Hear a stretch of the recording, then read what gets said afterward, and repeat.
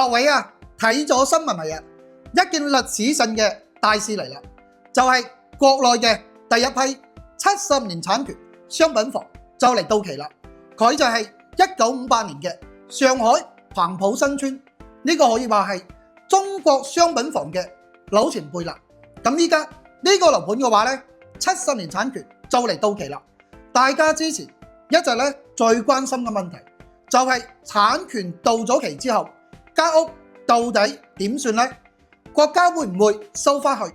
仲係話要我哋補錢續費先至可以繼續用？嗱，就喺大家議論紛紛，冇人知道準確答案嘅時候呢，官方嘅處理方案終於出咗嚟。講真，呢個結果啊，真係有啲意外。簡單啲嚟講呢，就係4個字：原地重建。嗱，咁到底係咩意思呢？就係你依家住緊嘅呢個位置，將舊樓拆咗佢，再重新起翻到全新嘅俾你。最關鍵嘅係拆你幾多，賠你幾多。你依家住嘅係幾大面積呢？新樓就1分都唔會少，按原本嘅面積咧俾翻你。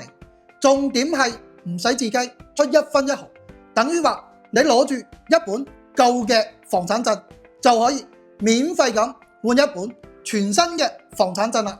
如果話你覺得間屋啊面積唔夠住啦，想換間大啲嘅，咁多出嘅部分面積咧都係可以按照市場價補錢就得啦。不過無論點樣講啊，呢個政策最核心嘅一點咧就係你嘅居住權係穩定咁咧保住啦。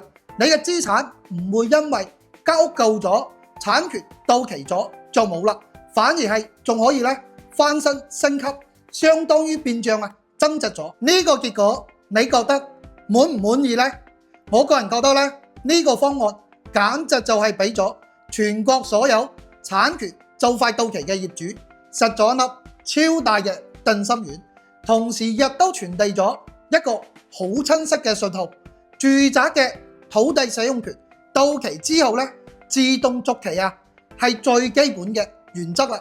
上海今次呢種原地重建，再重新咧記翻產權年限嘅呢個模式啊，好大機會會成為未來咧好多老舊小區嘅新出路。呢個方案咧又實際又有人情味，唔單止係一次屋企嘅翻新，更加係一個時代嘅承諾。依家終於咧係兌現得到啦。你覺得呢個政策做得點樣呢？你屋企嘅樓產權依家仲剩翻幾多年？